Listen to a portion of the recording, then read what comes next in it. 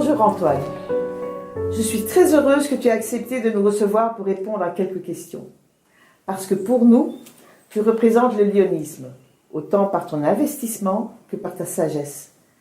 Tu es un des plus anciens lions de notre district et encore actif dans ton club Bruxelles Nation.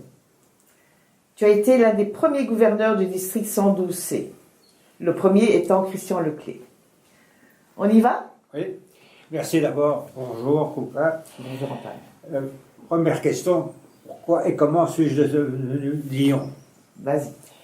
J'avais un administrateur délégué qui trouvait que, natif de Gand, je ne connaissais pas bien Bruxelles. Et il m'a laissé le choix entre le lyonisme et le Rotary. Et j'ai choisi le lyonisme parce qu'il y avait que 2 prestations par mois, tandis que l'autre, c'était 4.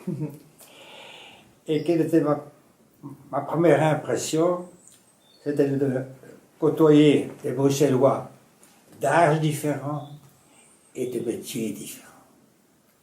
Et ça m'a vraiment aidé dans le démarrage de pas mal de choses. Tu avais quel âge? 46. C'est un peu plus jeune que maintenant. Et tu étais dans quel district? C'était le multiple district encore. Hein. Ah oui.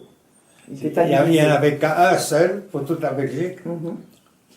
Te souviens-tu du nombre de membres? Dans mon club, au moment où je suis devenu membre, je crois qu'on était une 50aine. C'est pas mal, hein? Quelle action as-tu occupée dans ce club? 3e, 2e, 1er vice-président. Encore, évidemment, sur 50, on pouvait répartir. Et puis, président du club. Le fonctionnement du club, c'était différent d'aujourd'hui? Certainement, parce que notre club, malheureusement, est réduit à 12 unités. Donc, on est loin de 50. On se voit encore 2 fois par mois. Et j'ai fait un rapide petit survol parmi les membres actuels. Ils ont entre 62 et 89 ans. Et la moyenne du club est 76. Oui. Donc, on est vraiment un vieux club, quoi. Et quelle œuvre vous souteniez? On a soutenu 2 œuvres principales. D'abord, Shekinah. C'était une œuvre qui enseignait aux enfants des juges, je dirais, comme une école primaire. Et nous soutenions cela, nous avons soutenu ça pendant 40-50 ans. Et puis, IRAM, les enfants handicapés moteurs, qu'on a soutenu aussi. Et là, j'ai assuré, j'étais membre du conseil d'administration depuis 13 ans. Et ça, quand tu vois les enfants handicapés et multi-handicapés, comme quoi les visites peuvent te donner une autre orientation et un autre point de vue. Et quelles étaient vos activités pour récolter des fonds? Comme dans tous les clubs, c'était des soirées cinéma, des soirées théâtre, des bowling, des golf, il y avait de tout. As-tu été amené à changer de club? Non. Tu es toujours resté dans le même club? Fidèle à la nation. C'est fantastique. Mais quel autre club as-tu fréquenté?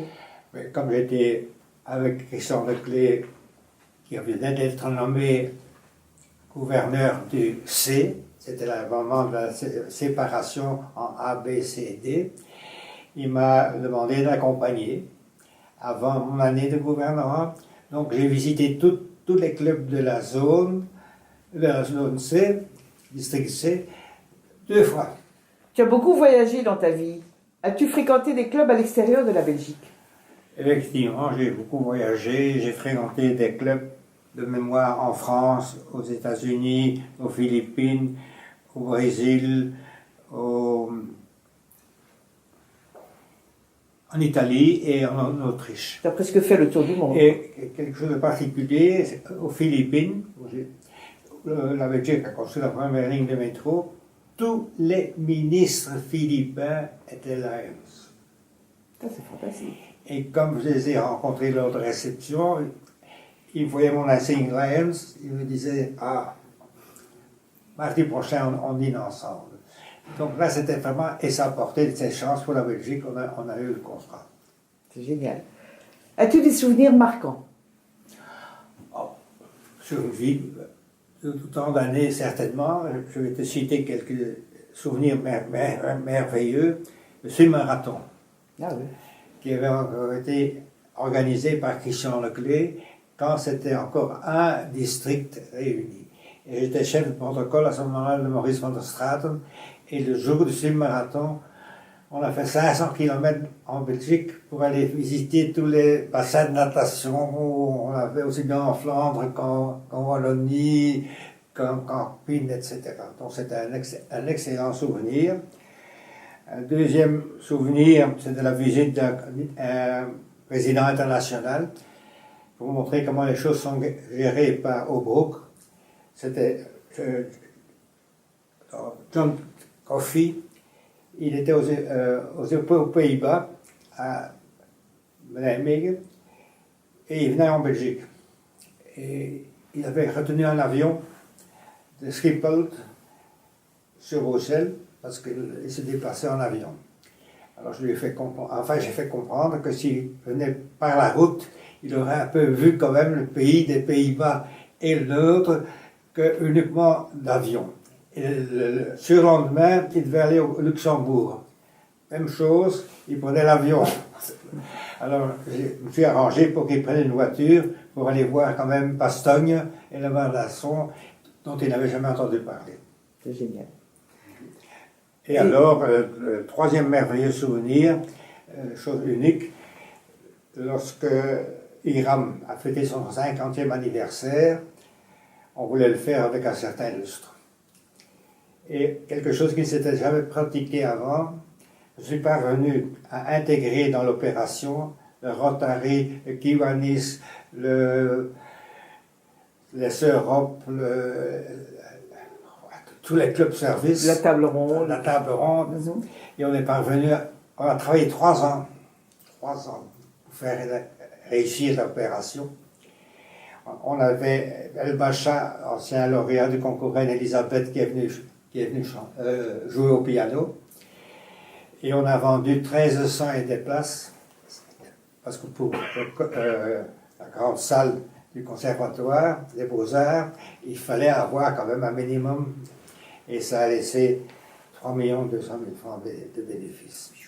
Ça, c'est pas mal. Et donc, l'opération a démarré sous un choix du Lions. C'est génial. Tu aurais un message à passer à la nouvelle génération?